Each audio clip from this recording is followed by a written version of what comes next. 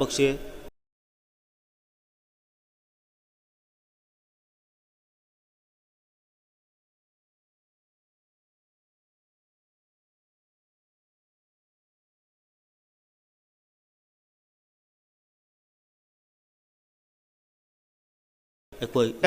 सही खुदिंगी पांथोप ngमनबा honourable chief minister अना हाइजरी मसीगिदमक्ता मतिक चाबा अखोगी सिनबा लांग ngमनबा मसीगिदमक्ता अखोगी सेमफम अमा अखोगी तोंगाना थंबीदना अखोगी सगोलगिदमक्ता सगोलद ngauजरबा मयाम अखोगी मना कांगजई अमसुंग अखोगी मणिपुरी पोनेसिबु नुक्सिजबा मयामदा पुनिंग थौगटपोइना मसीगी चैंपियनशिप से सही खुदिंगी नुमित थाना लेबा मखै अखोगी टेक्ता कायदन पांथोप ngमनबदु सिनबिनाबा ऑनरेबल चीफ मिनिस्टर की मफमदai हंगचरी लोइनना लोइसनजरकपदा मतम सांगना लौजरोय लोइसनजरकपदा अखोई खुदिंगमक्से अखोई ngasi मणिपुरी हाइदना लैरिबा मरुयना थोथोन अखोई मैतै सिंगसे हाइरिबा अखोगी मणिपुरी पोनी अखोगी मैतै सा हाइरगा खंगनमा सगोल असे मसीगी लमनदी अखोई मपोक तरेला अखोइना पोगा सगोल सिगी लमन सिंगबदा अखोई सिंगबा ngमोय मरमदी महाकी मपानने अखोइना अखोइना सही लिसिंग कयागी अखोगी इतिहास लेरे सही लिसिंग क्या अखोई सिविलाइजेशन लेरे अखोइसे निंगथि खोंपान यौलमी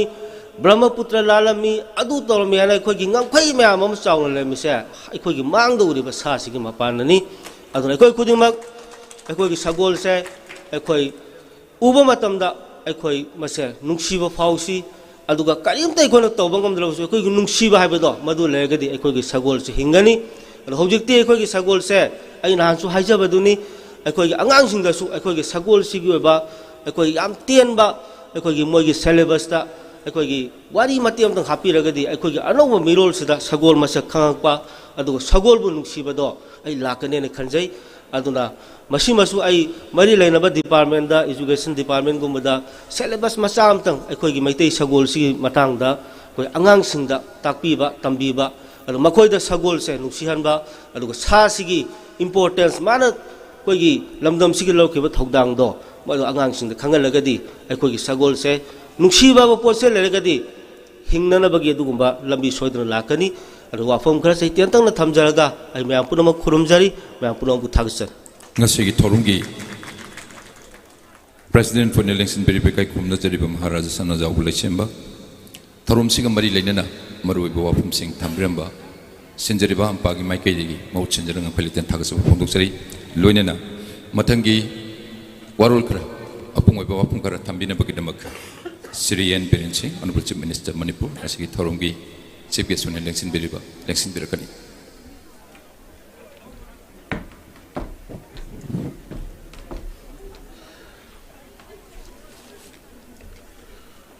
Mayam puno pukurum jari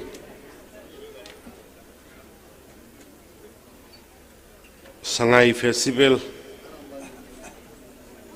manung oiba adu mayam sloina thabaksi mafam taraga marida festival si observe to bunina loina chinnaba sigi maraksida Tangai Padana Kogi Manipurgi Wariga Sagonaraba Sukumba Sagol Kangjei Si Hinkadan the Bayade Sagol Kangjei Hinkadan Nabahona Bada Mayama Yaure Sagol Sibu Kananabagi Sagol Sibu Lunasana Tonanabagi Sagol giving Sing Bagi Karamba Sagol Ekogi Lavak Sibu Naga Kalaga Lak with a Sobat of Gangloki with the Gumba अखोगी लोइनबा सा अदुंगसी अदुगुम वाखलदुदा पांगथोरकपा team तरागा Marina सरुक याबा सगोल कांगजई अहानबा मणिपुर की chief minister सगोल कांगजई championship सिगी लोइसनबा नुमिसिदा दार्जिलिंगसिन बिरिबा इनिथौ मणिपुर की टाइटल किंग अदुगा ऑनरेबल एमपी राज्य सभा श्री लैसेम बसना जौबा अदुगा दार्जिलिंगसिन बिरिबा ऑनरेबल मिनिस्टर श्री विश्वजीत अदुगा ऑनरेबल एमएलए पुमनमक Advocate General, aduga the All Manipur Polo Association ki President, aduga All Manipur Polo Association ki sinbi langbiri ba organizing committee sigi member punamak, cultural troops sinbi langbiri ba aduga saruga biki ba punamak, aduga team manimak Manipur Police ki amadi Tenthagi, team manimak official sing, media ki maru mapang, ay kai kumna buchari. Ujiki ning thau Leisemba na haibi ki ba dumaina kogi fajagra ba kogi puwari mayam se ngasi ki mirol sidai da koi khangba wale tambidra banina anu masi kogi syllabus ta karida zaida koi general ai yamba general lieutenant general Himalayana Iriba indigenous game of Manipur polo Sagol Kangjei and the horse cavalry of Manipur siga gase ekhogi angang singi tamna bulai dik ta hapada yam kana ga da syllabus ta masi education department na masi puning sangan ningi the sida yauri ba decline of Manipuri kingdom and the Kasi horse Karmai to guna decline to Rukibano Karino, Sahi Taret Kuntak Paki Matamduda, Aikogi, Southeast Asia, the Langna Panamum, the Baleba, Moina Lak, push the Burmese in Aikogi 2000, Gimatak the horse cavalry, Parga, Pugraga Moina, Swamda, Brahmada, Tamaga, Maduna, Tauroka, the Moina, Thailand, in Veto Rubugiwari. Mayamama, the Suguma Mayama Kanga, the Gi Bishingsi, I part in the history of school syllabus, sing the Yahoninge. Maramdi, I quick anano, she must a Kangba or Kangan Bamayama Totab. I quick anano,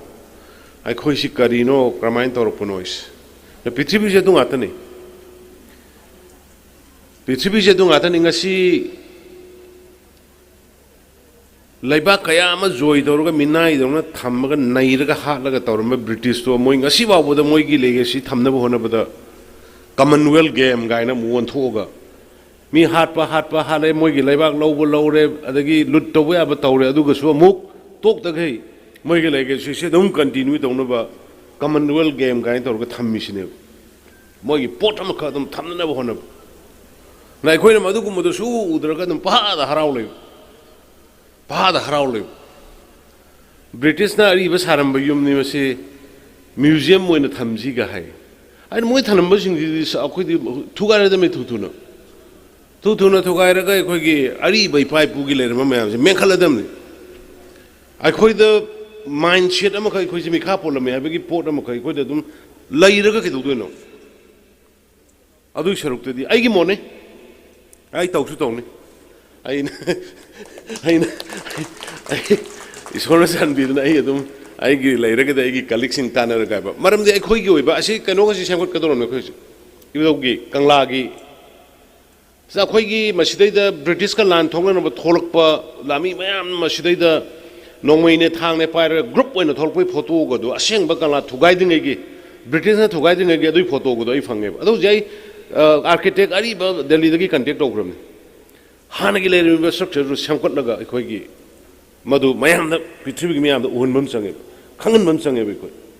I question Nation Tama, Palaga Zati, Laipagama Palaga Lak, Kanguni guys.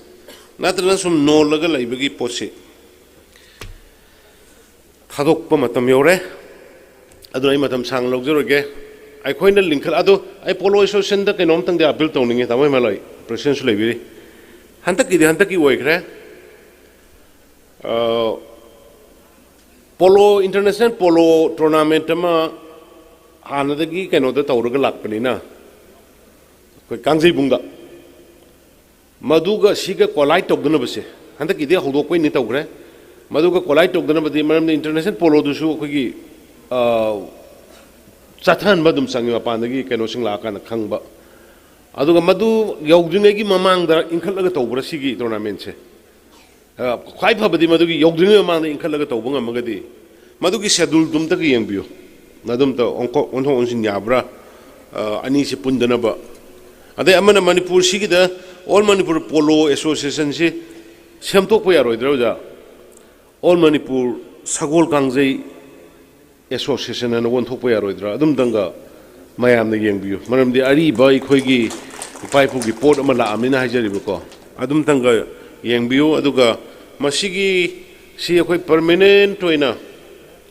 ꯍꯌꯦꯡ ꯆꯥꯔꯣꯟ ꯁꯨꯔꯣꯟ anybody ꯂꯥꯛꯄ ꯁꯦꯝꯁꯦ ꯑꯗꯨꯝ ꯃꯊꯪ ꯑꯃ ꯑꯣꯏꯔꯣ ꯑꯗꯨꯝ ꯂꯥꯛꯀꯗꯧꯕ ꯂꯩꯔꯦ ꯁꯦꯝꯒꯤ ꯃꯤꯡꯗ ꯑꯗꯨꯅ ꯇꯧꯕꯅꯤ ꯑꯗꯨꯅ ꯃꯁꯤꯁꯤꯃ ꯄꯔꯃꯦꯅꯦꯟꯠ ꯑꯣꯏꯅ ꯇꯧꯅꯅꯕ ꯃꯁꯤꯒꯤ ꯀꯣꯔꯄꯁ ꯐꯟ ꯑꯃ ꯍꯧꯖꯤꯛꯇꯒꯤ ꯇꯣꯉꯥꯟꯅ ꯐꯖꯅ ꯌꯥꯠꯂꯒ ꯊꯝꯕꯤꯍꯧꯔꯒ ꯍꯌꯦꯡ ꯇꯣꯔꯅꯥꯃꯦꯟꯁꯦ ꯑꯗꯨꯝ ꯃꯁꯥꯅ ꯃꯁꯥ ꯄꯨꯖꯈꯤꯅꯕ ꯍꯥꯏꯇꯥꯔꯦ ꯃꯗꯨꯝꯇꯪꯒ ꯁꯦꯝꯕꯤꯁꯤ ꯑꯩꯈꯣꯏꯁꯤ ꯊꯋꯥꯏ ꯌꯥꯎꯕ ꯈꯔ ꯂꯩꯔꯤꯉꯩꯗ ꯇꯧꯔꯝꯕ ꯊꯋꯥꯏ ꯌꯥꯎꯕ ꯆꯠꯈ꯭ꯔꯀꯥꯟꯗ ꯁꯤꯕꯒꯤ ꯄꯣꯠꯇꯣ ꯇꯣꯛꯅꯅꯕ ꯍꯥꯏꯇꯥꯔꯦ ꯍꯧꯖꯤꯛꯁꯨ ꯏꯅꯤꯡꯊꯧ ꯏꯕꯥꯅꯤ ꯀꯩꯅꯣꯗꯣ ꯍꯥꯏꯐꯦꯠ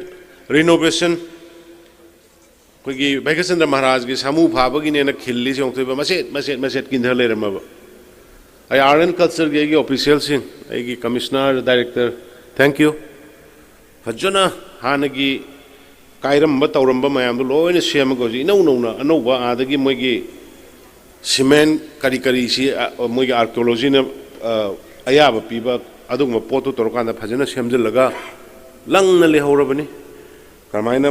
ꯅꯥꯀꯟꯗꯒ ꯊꯥꯗꯅ ꯁꯤ ꯀꯔꯤꯅꯣ ꯁꯤꯅ ꯀꯔꯤꯅꯣ ꯀꯃꯥꯏꯅ ꯁꯥꯃꯨꯁꯤ ꯐꯥꯈꯤꯕꯅꯣ ꯀꯩꯗꯧꯕꯅꯣ ꯇꯧꯔꯒ ꯃꯗꯨ ꯍꯥꯡꯇꯣꯛꯑꯝꯃꯒ ꯂꯥꯛꯆꯕꯅꯤ ꯀꯔꯤꯁꯨ ꯅꯠꯇꯦ ꯃꯄꯥ ꯃꯄꯨ ꯃꯁꯛ ꯈꯪꯕ ꯏꯃꯥ ꯏꯄꯥ ꯃꯁꯛ ꯈꯪꯕ ꯍꯥꯏꯕꯁꯤ ꯑꯩꯈꯣꯏ ꯃꯆꯥ ꯃꯁꯨ ꯑꯣꯏꯔꯤꯕ ꯑꯩꯈꯣꯏꯒꯤ ꯇꯉꯥꯏ ꯐꯗꯕ ꯃꯈꯣꯏꯗꯨꯕꯨ ꯔꯦꯁꯄꯦꯛ ꯇꯧꯕ ꯃꯈꯣꯏꯗꯨꯕꯨ ꯑꯣꯅꯔ ꯇꯧꯕ ꯁꯤ ꯑꯩꯈꯣꯏꯒꯤ ꯇꯉꯥꯏ ꯐꯗꯕꯅꯤ ꯑꯗꯨꯅ ꯍꯧꯖꯤꯛ ꯁꯤꯒꯤ ꯁꯣꯚꯦꯅꯔꯁꯤ ꯀꯣꯄꯤ ꯈꯔ ꯌꯥꯝꯅ ꯇꯧꯕꯤꯔꯒ ꯑꯩꯈꯣꯏꯒꯤ ꯃꯌꯥꯝ ꯌꯧꯍꯟꯕ ꯈꯪꯍꯟꯕ ꯌꯥꯝ ꯗꯔꯀꯥꯔ ꯂꯩꯅꯤ ꯂꯣꯏꯅꯅ ꯁꯤꯗꯩꯗ ꯇꯥꯃꯣ ꯍꯤꯃꯥꯂꯣꯏ ꯍꯣꯏꯅ ꯏꯕꯤꯔꯤꯕꯁꯦ ꯃꯁꯤꯁꯤ ꯀꯩꯅꯣꯗ ꯑꯩꯈꯣꯏꯒꯤ ꯁ꯭ꯀꯨꯜꯒꯤ ꯁꯦꯂꯦꯕꯁꯀꯨꯝꯕꯗꯅꯤ ꯍꯤꯁꯇ꯭ꯔꯤꯒꯤ ꯀꯔꯤꯒꯤ ꯄꯥꯔꯠ ꯑꯃ ꯑꯣꯏꯅ ꯃꯁꯤꯗꯩꯗ ꯍꯥꯞꯅꯅꯕ ꯇꯧꯕꯤꯔꯒꯗꯤ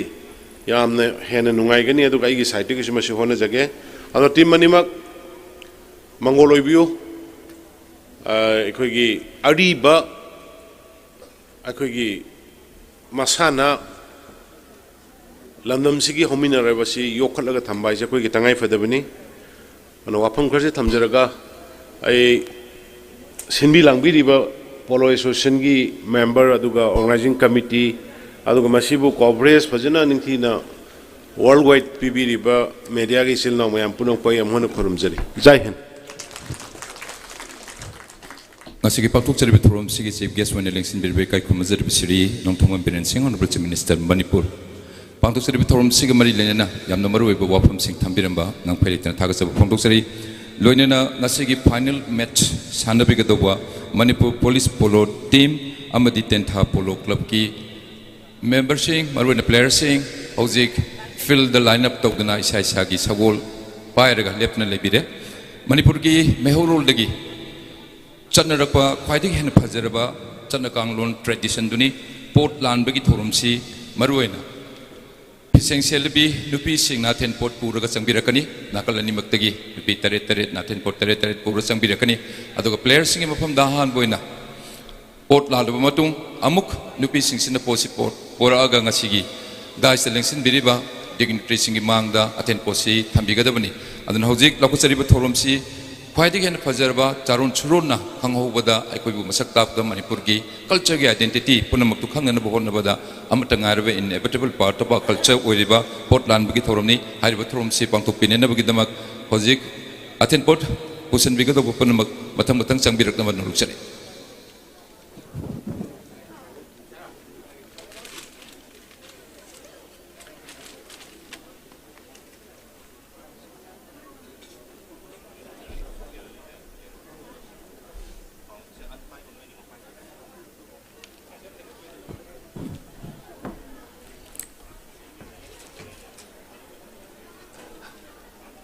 ꯑꯩꯒꯤ ꯌꯦꯠꯂꯣꯝ ꯊꯪꯕ ꯃꯥꯏꯀꯩꯗꯒꯤꯅꯤ ꯌꯥꯝꯅ ꯄꯤꯛꯂꯤꯕꯤ ꯅꯨꯄꯤ ꯃꯆꯥ ꯍꯧꯖꯤꯛ ꯄꯣꯠꯁꯤ ꯑꯊꯦꯟ ꯄꯣꯠꯁꯤ ꯄꯨꯔꯒ ꯍꯧꯖꯤꯛ ꯆꯪꯕ ꯍꯧꯕꯤꯔꯦ ꯑꯗꯨꯃꯥꯏꯅ ꯁꯦꯟꯅꯕꯤꯔꯤꯕ ꯈꯤꯇꯪ ꯐꯖꯅ tudan ba soida ngam dan uta senabi to oirom de kisu matang matang changba hore changbiro polan bagi thorom si pangthok pinen bagi dama changbiro aduga aina hanna nasu haijaba waru bidana banalu se gambaru na media gi sinau sing okoi BBIP phami ba maru das ki mangda lengsin biri ba punamak to kitang space bibiu isa ge su professional soidana tawbiu do kitang ai gi comfort zone thibiu yaraga di dugum gi area sing do kitang compromise to yabra dum to ching bi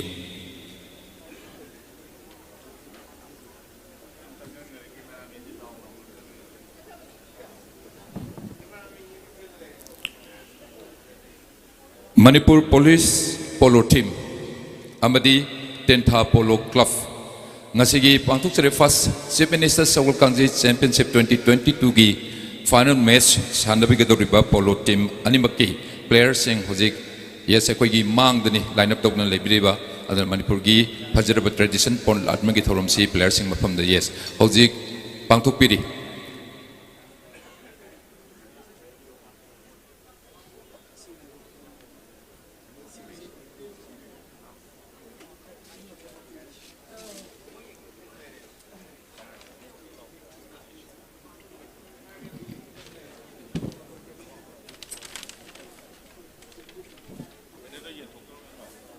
Hauji players singi mang da 10 post sing si thamdana pot lan bagi phajraba masak ama koinu ubu phangjere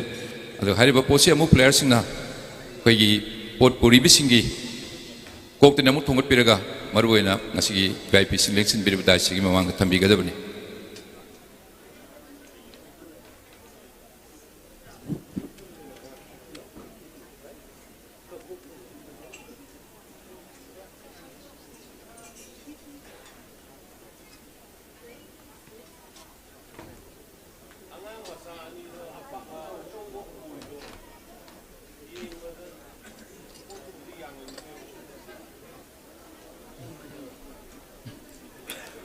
Polan bagi thorom sida maruena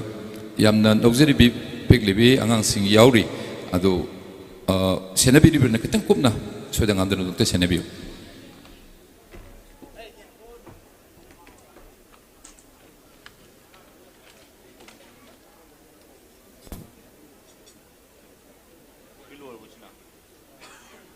Isambire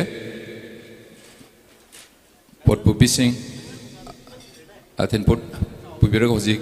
maruina asi chief guest president aduga ampagi president election biriba honorable council of ministers sing honorable MLA sing aduga top brass officials of Manipur gi different departments sing la piriba khai pun gi mangani maruina icha akoi gi soipadraba khaidige na phajaba tradition duni portland bagi thorum osi pangthopiri portland bagi thorum si almost loisinjare loireba matung dani introduction of the players to the dignitaries ngasigi chief guest when election beriba president when election beriba ampagi president na guide tawbiro aduga players sing si amutang matang akhoi VIP singi mafam da dignitaries sing sakta bagi tanja duma amta logjege Manipur police polo team gi sanabada yaubi gadaba players mingai amta pajarake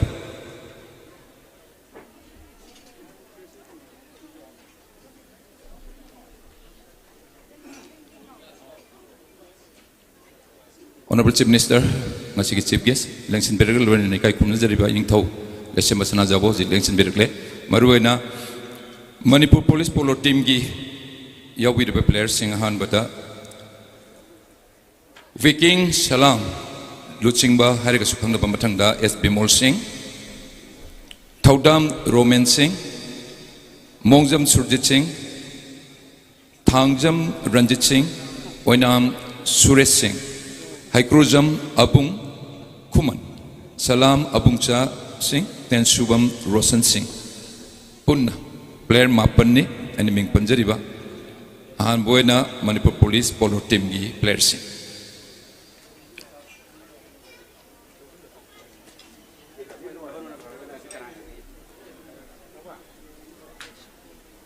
Sigi matang da Tenta Polo Club sigi Sanari Singh Sagol Kangjei Sanari Singh Moirang Team Dorin Singh Luchingba Ibigedaba Haigurujam Mohindro Singh Soibam Ranjit Singh, Soibam Sadananda Singh, Kundrakpam Tombi Singh, Moirangtem Manihar Singh, Moirangtem Tomba Singh, Soibam Shobha Singh Lonyana, Laisram Rabikanta Singh.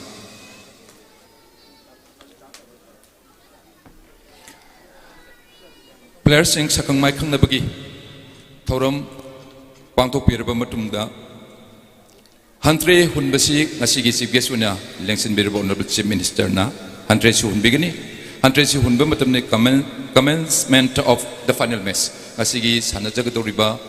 final match Sigi, Hokduk Pasi, Hantre Hulaga Hokduk Sagani.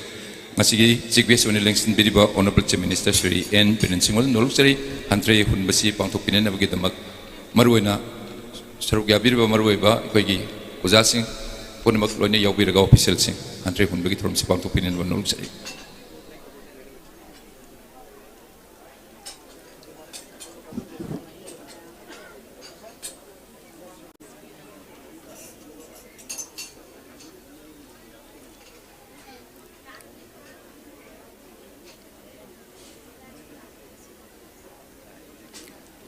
Nakalan Miki, player sing, Manipur Police Polo Team, Adugotenta Polo Club, Saisagi Sagol Matata, Kakat Piraga, Sem Sabalwekre, final message Sanagadore, Honorable Chief Minister Na, Andre Head, Hunbaga, Nasigi final message Sanaba, Hogzagani, and Mayam Lapid Paipunamak, especially Midiagi, Chinau Singh, Marwin Filgi, Mapanda, Actang, Labiraga Messi, Yamna free and fair way by Amnaiba, Mechuma, who had been in a Banuxage.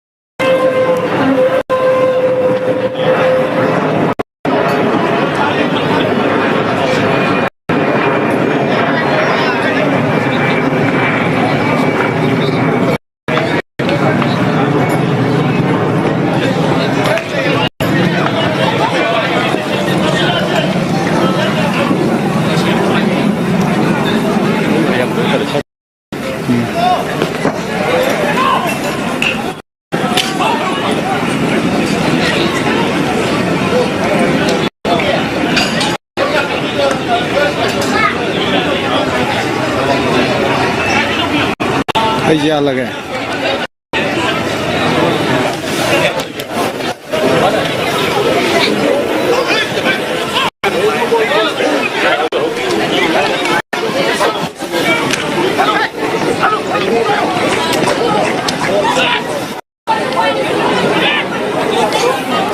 कोई करना पाएगा वो करना Housing among the final service team Manipur Police follow team amasung Tenta follow club ni Sigi Sanabasibu conduct wiriba Kuntre Hunba Mingwina Banjarabada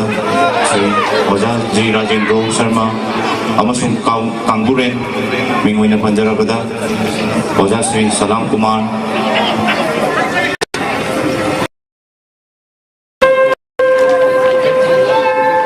ai lâu này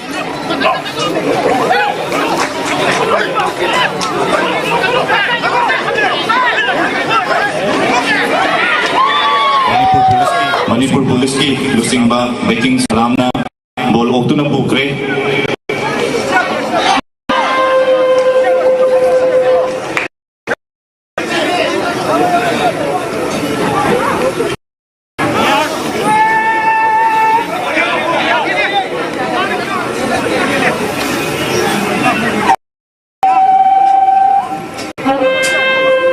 Malang ber.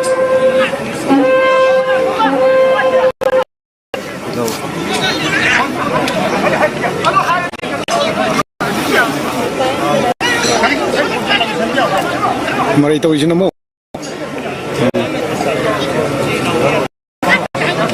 Aku ini nungguin do. Kamera aja sana kan lagi padon. Makaro nak kan kanan. Ha. Lagi nak aku yang je lagi. Nadi sabun je maning nak terakhir. Wang ni betul nak tu je. Mamai untuk nampak kau ya. Kontrai hunba masung Kangbure na lepa wareba duna aroy ni sila sana roy amata na yet pa aroy koyi Kangbure amasung kontrai hunba ni na yang kup na sana ba sibu yang jeli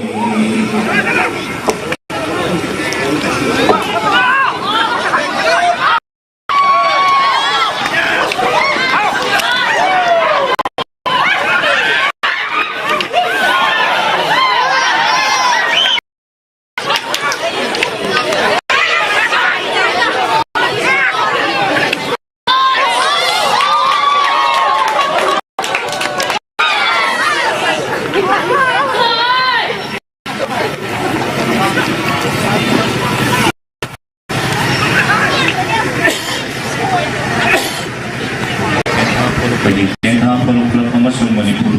Police follow the money gimarata.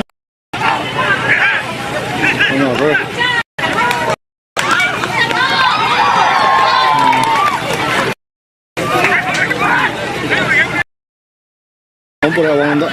Kita ya.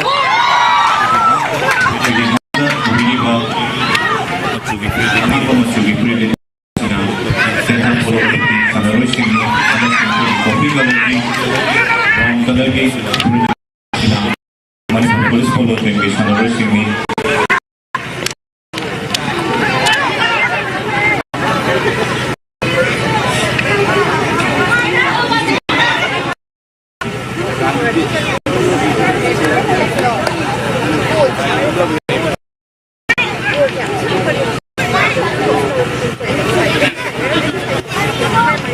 Sagol untuk warga keras.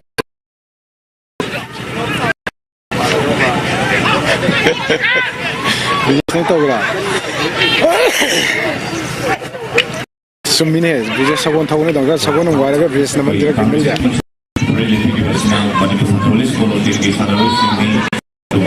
Biasa sagol kantor tahu ni apa?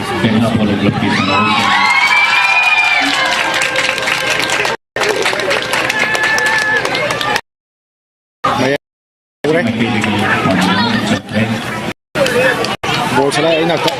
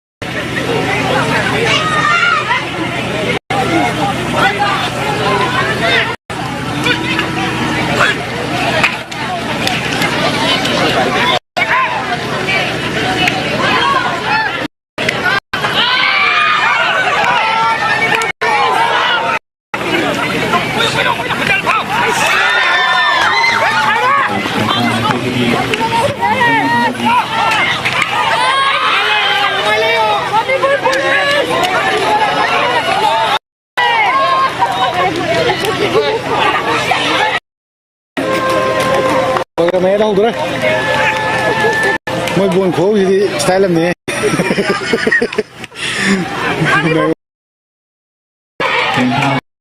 Kare kan harau le yau ta ni tu.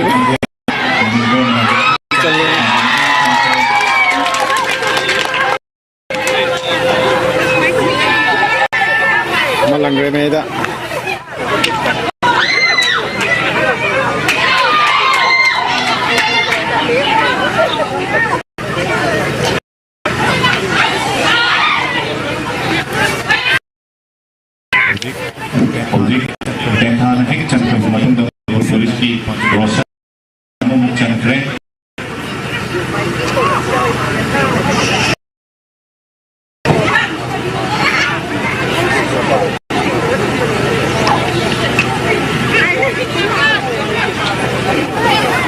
Nolan, Nolan.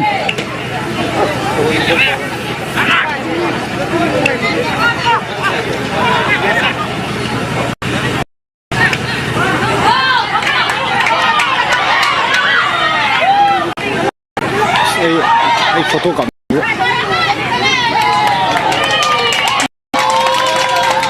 Ay Nolan itu ramai.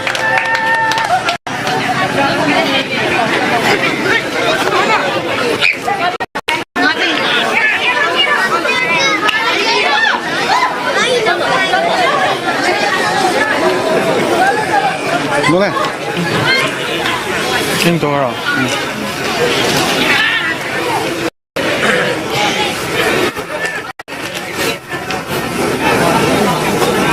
Espérame.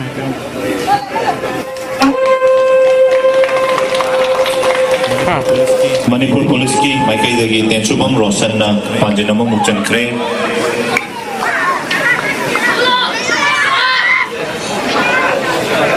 Apa? Kebiasaan dia.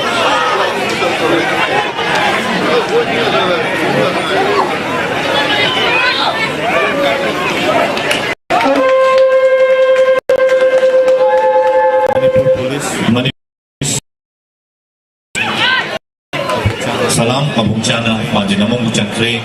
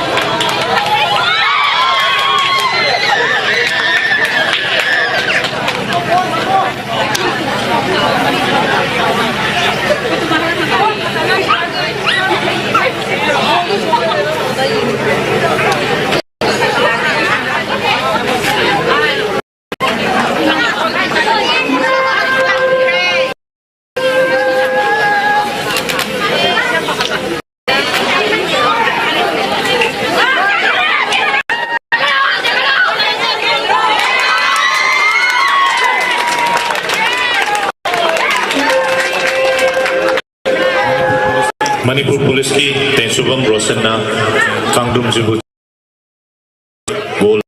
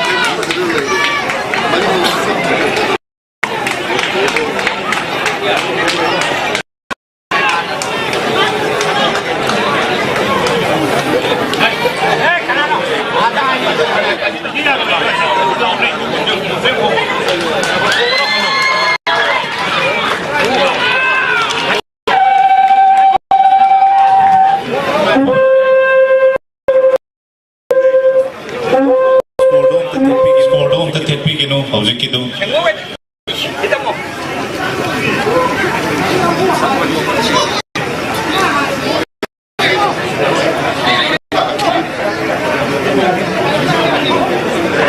ꯑꯩꯈꯣꯏꯒꯤ ꯁꯥꯟꯅꯔꯤꯕꯁꯤꯗ ꯄ꯭ꯂꯦꯌꯔꯁꯤꯡꯒꯤ ꯃꯔꯛꯇꯒꯤ ꯁꯥꯟꯅꯔꯣꯏꯁꯤꯡꯅ ꯐꯖꯕ ꯋꯥꯍꯩ ꯋꯥꯇꯥ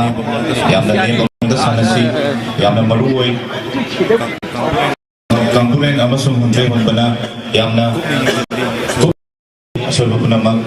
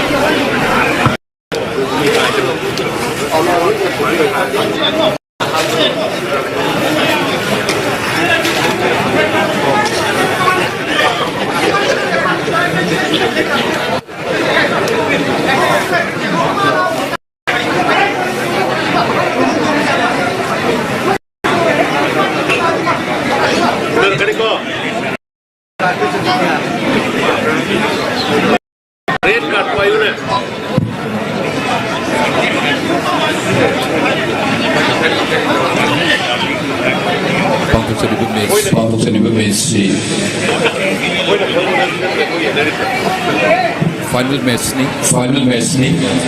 aduga final match ni Manipur police polo team aduga ten tha polo club hariba team anisi players maruina kampur si haribi juri ni adu kampur na kali hariba adu upongwa masi maksi apagi kamlu sana madu namna sana bahayasi aigona sanajariba match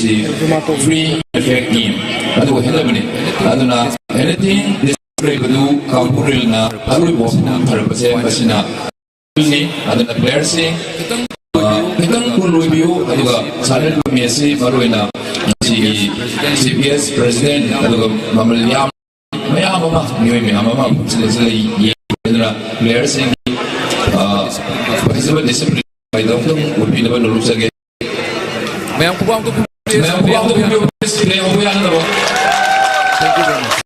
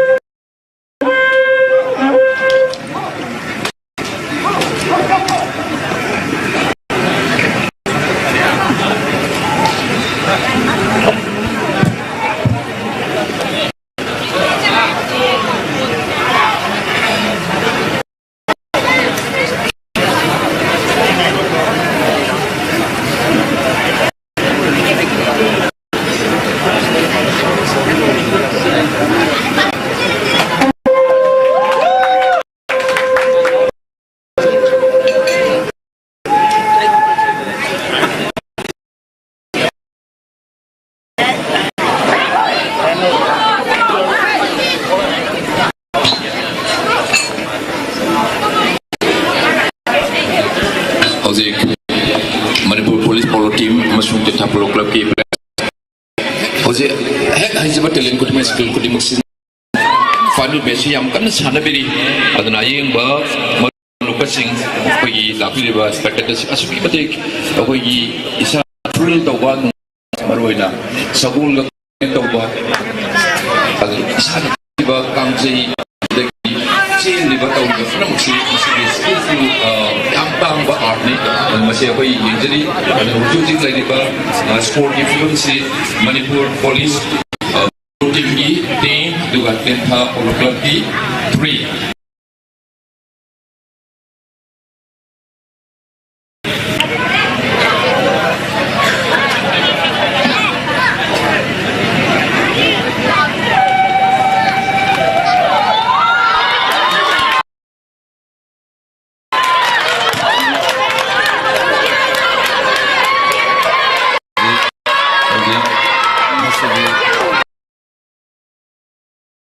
First Minister Sagol Kangjei Championship 2022 की final match की सानरीबा Manpur sports team अमसुंग club की अहानबा first half से minutes के अमा half time लेंगे आई बस की बंदा बतौर player सिंह आपका विवा निशानी बनी विवा sagol सिंह के विवा बाकी टाइम से लोग जैसे मेरे को कोई दा और परिवार ये लोग एसोसिएशन से निकल पगी लोगों से फोका और मणिपुर पोलो एसोसिएशन इंग्लिश में जमा पर yang kay mga da establish to buni matam da patron in chief wena Maharaja of Manipur oibiki duga President and first President P.C. Matthew Sip Commissioner MANIPURI Webiki aduga Hosip Hauser Manipur Polo Association na Polo Masana Habadi Sagol Kangjei gi Masana si Mutki dana na bahonaba hena skala di chapula muda tungan tournament mayamama sinna adu masigi florist tournament akan ko function mayam satsna lai si amna harsh mayam khele struggle mayam kawai program asdi Sagol Kangjei gi preserve tradition to yokan ko hono dono tawai pambiri no sibiri jabiri lenga ki role responsibility upi all Manipur step level polo tournament sin bahuraki na matamutang pangtok na non stop hojik sathari sige matang da Manipur state level women's tournament 1990 khathenglap na ahan state level polo tournament si maruina melgini nupaw nupigi tournament 1993 dagi under 16 boys polo tournament 2016 dagi sana bahuruki bani tournament ampa sige matang da state day women's international polo tournament 2016 dagi under 16 da amna historic way under 16 boys polo tournament sima aduga state day women's international polo tournament 2016 itself aduga sige matang da polo tournament 22 haidibasi so far all Manipur Polo Association na si gesture endeavor aduga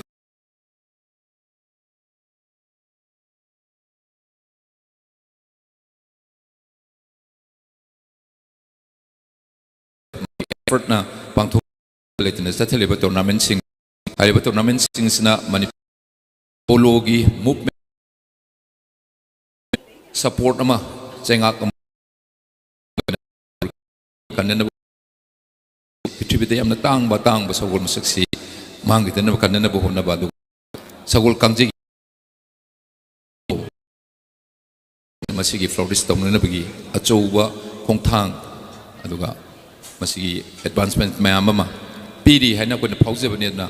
Manipur Polo Association changsin jariba thawk khunimakda Manipur miyamna nungsibiu mating pangbiu aduga ngasi pangthok jariba championship sigi final match sisu ampan sinjari basida yabidana lembirak liba pai punimak ngpeli tan thaga chari tungda laka doba whatever ampagi thabuk thorum khodimak tamateng pangbiu nungsibiu hana ampagi maikading nulungsa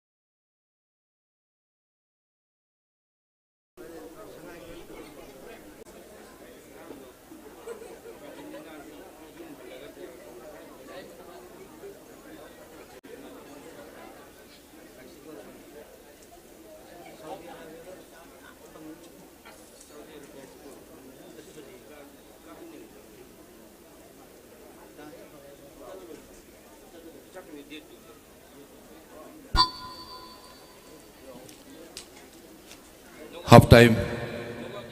Losinjare madun player sing.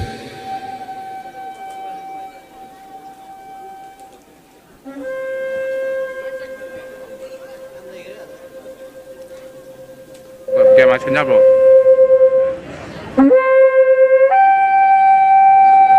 Asian Cabinet.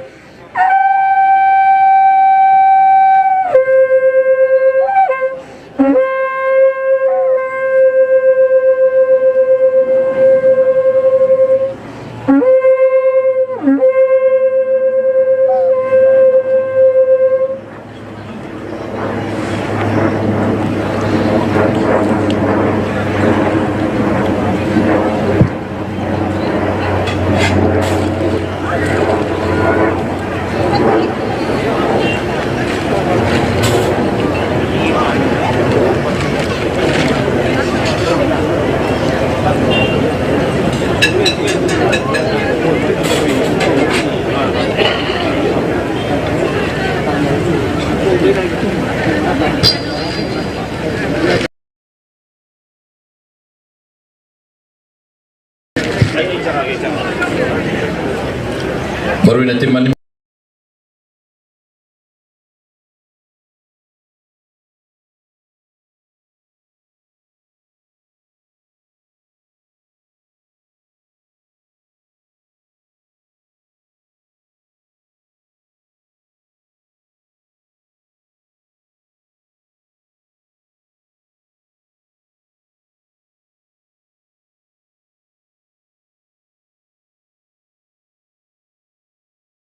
Place now di sambil rapi bersiahan buena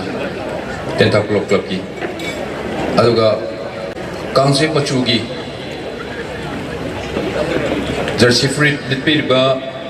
Manipur police polo team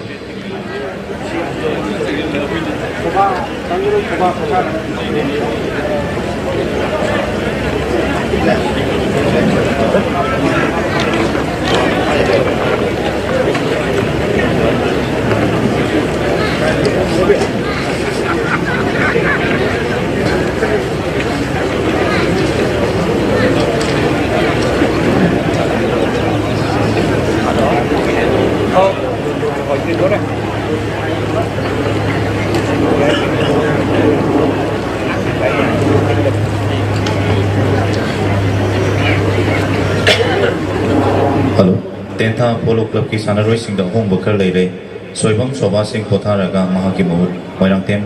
tomba sing na sanaragani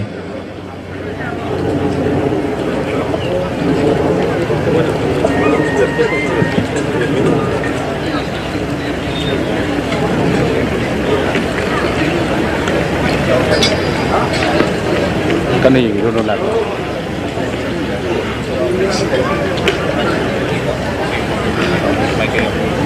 Pon bayar apa kau makan? Bola.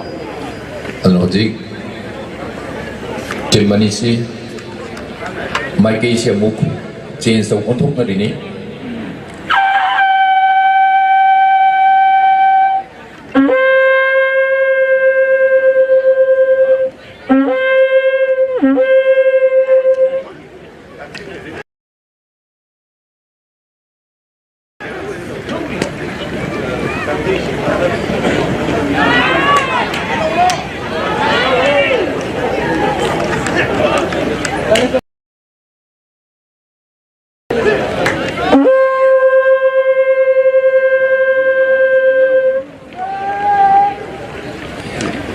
तेरथा polo club की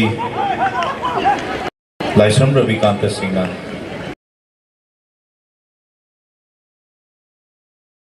पांचे number मुंह चंखरे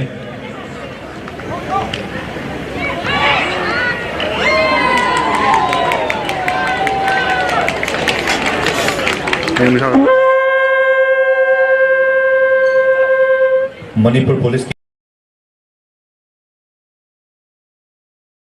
की माइकई देगी हाइक्रोजम अबुम कुमन्ना पांचे number मुंह चंखरे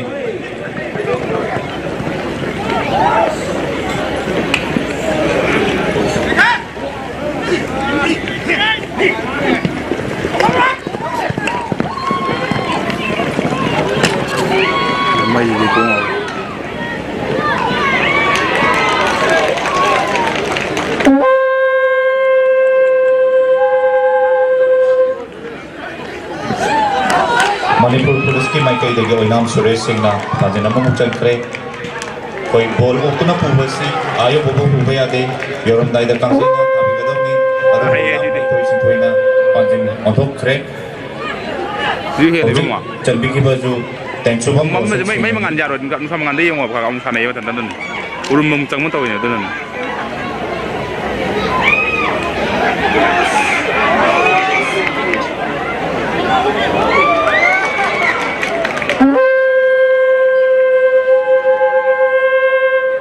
हौजिकी पांजिन चंबीखिबा दु हाइक्रोजम अबुम कुमन्ननी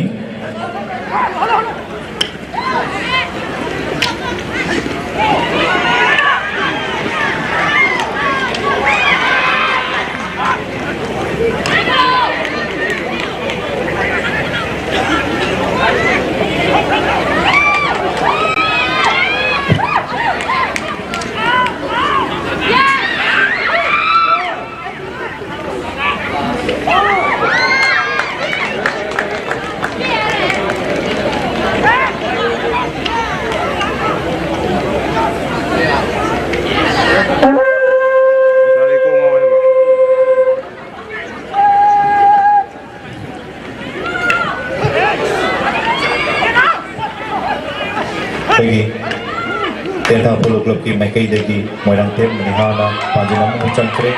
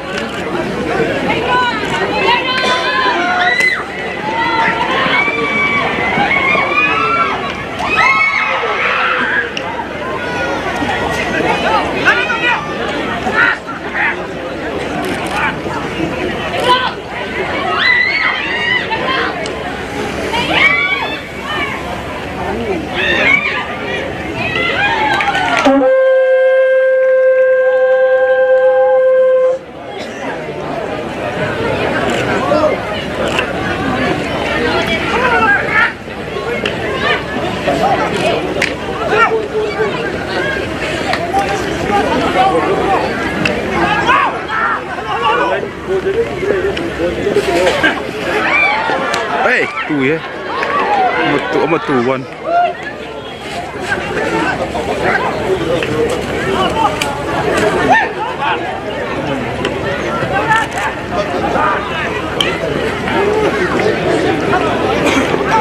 Bagi player do sok terkati kun amta haigat piramu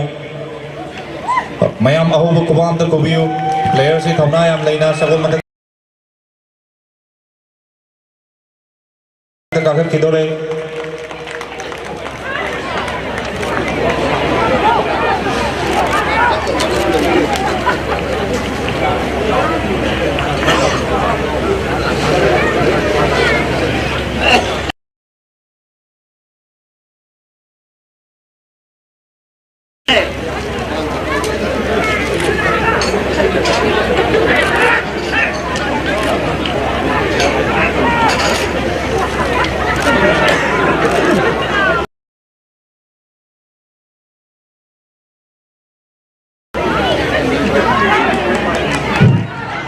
Hauzik lairiba panjin gi masing asi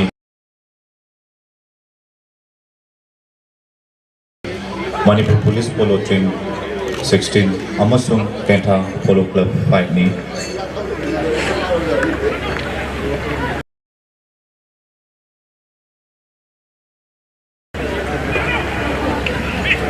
Manipur Police Polo Team ni Sanaroi Singh di Biking Salam Luchingba Pena Luchingba Haibadi Team Captain Haijabani S. Bimol Singh Tawdam Roman Singh Mongjam Surjit Tangjam Ranjit Singh Oinam Suresh Singh Haikrujam Abung Kuman Salam Abungcha Singh Amasung Ten Shubham Roshan Singh Hairiba Kangjei Roy Singh Asina Manipur Police Polo Team ki Sanaroi Singh ni Tenta Polo Club ki Sanaroi Singh di Moirang Tem Doren Singh Luchingba Team Captain Haikrujam Mohindro Singh Soibam Ranjit Singh Soibam Sadananda Singh Kundrampong Tombi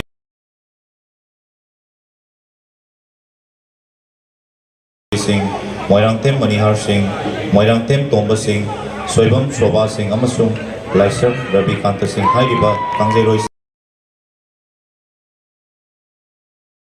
Singh Asina Tenta Polo Club ki Sanaroi Singh ni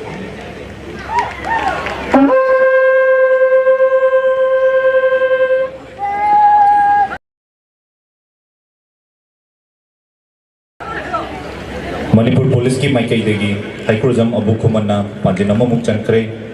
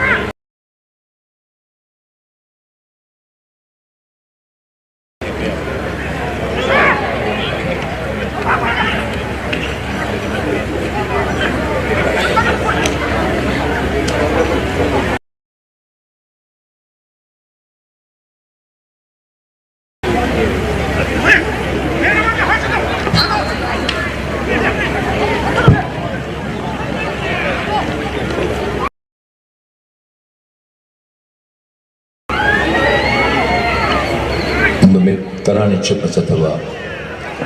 First Minister Sagol Kangjei Championship English Mini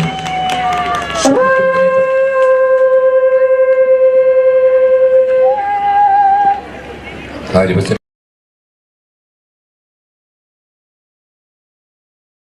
Sigi final match Manipur Police Polo Team Sung Tenta Polo Club Ani Marakta Yam kanna shanari first half passenger matung hoji second half full swing da hoji kanna shanari players sing thawai kubak da habak maga loinari ba sagul si thawai kubak da habak maga loinari ba sagul si aman tawraga sohendana apam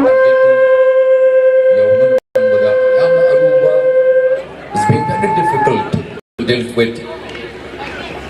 Sagol Delto se coordination se when Manipur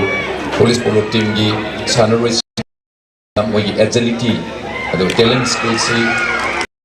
is really awesome and wonderful Karim Tenta Polo Club gi players su yam message adu sanaba habsidi lucky was Puzzle machine hen chanba chandaba adugi wana tabada sanari bas asuki matik yam na clean wena free and fair nabiri yam nungajai adi degi lecture klaba aikoi gi wari ga sagol nadum lak laba Sagol Kangjei gi wari asigi mi Sagol Kangjei sanaba matum dugi chatnabi tradition du ngasi madu umtang redefine to body collection ni Sagol Sanagado players in field Sanagado Pakistan Kumtumda Sagol Tonga Payate Moina Champo to the man Tonga Sagol do Pairaga Singani Aduga Sanabal were Matum the Sagol de Kumtaraga Max the Topigani highly from wherever saying Manu Kangjei Bunga Mia Manga I was a pensive sing Nampan Sindiriba, Manipulangaki, Honorable Chief Minister, now, when he said to Lobby, was Chef Manipuri Pony, Chef President. Hi, River, Championship Sigi panel, Mem Dabir Hussein,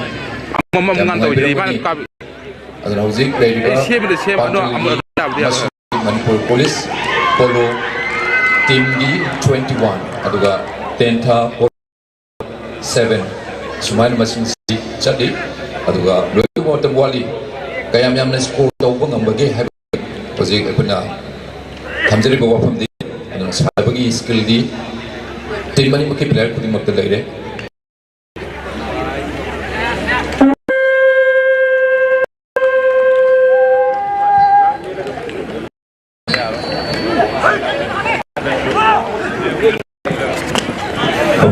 Manipur Police Polo Team की माइकई देखी तेईस romancing ना पंजिनम मुक्चन करे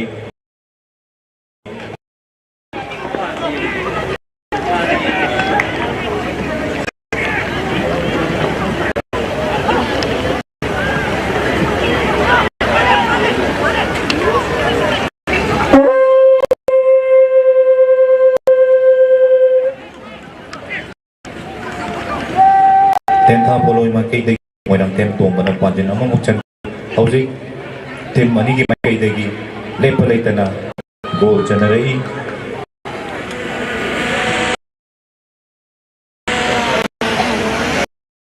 kuya tabo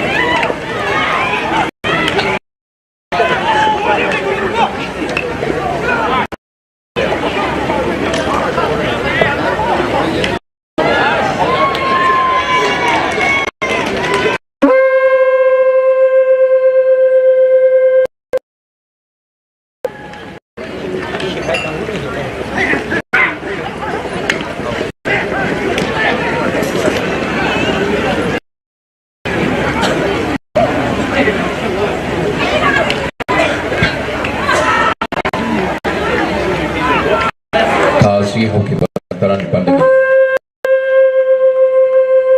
Satarapa namit tarani cukup na pangkupa.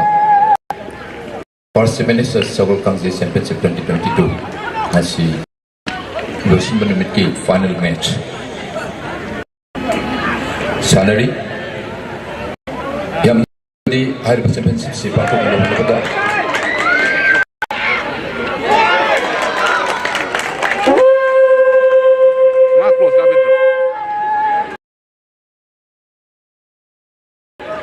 Itu kok Kolkata. Hek lautuk chat matam adu maktada Manipur yang na thas da bangongda polo club karamari eli boydna hariba championship saruk yana na bagi podong cha badu bijaki hariba diri Infal Association Hunba Polo Club Bisnupur District Polo Association Lamphel Polo Club final match Sanariba Manipur Police Polo Team, Thawal District Polo Association, Krishna Polo Club, Amburnapal Polo Club, final match Sanariba Polo Club, CRPF Polo Team, Laman Sagol Club, Assam Rivals Polo Team, Paradise Polo Club, Sagol Kangjei, Hairiba Team Karamarisna Saruk Araga, Sanarapa, Sydney, Championship Seeking a solution Benimita. Police Polo Team, American Thai Polo Club na final match Sanabit.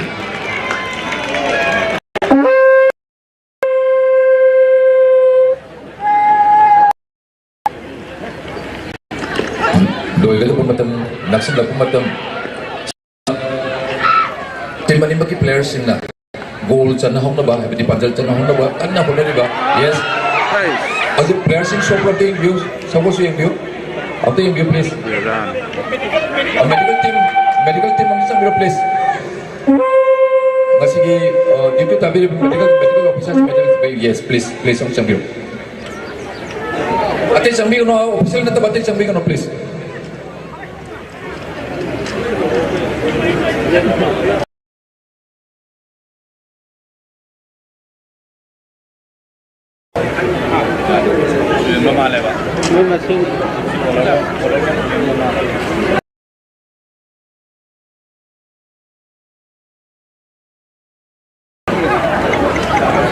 Hojik sanering American accident has no time, no place.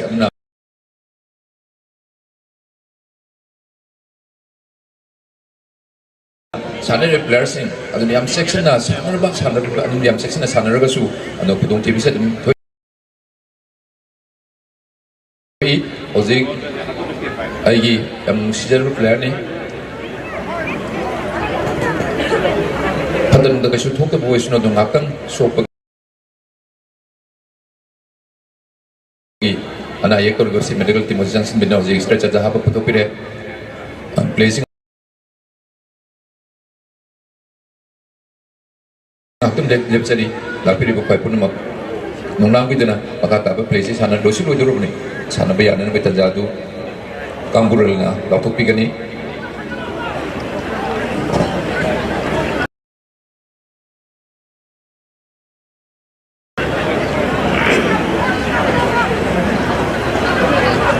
Manipur Police Polo Team ki player ni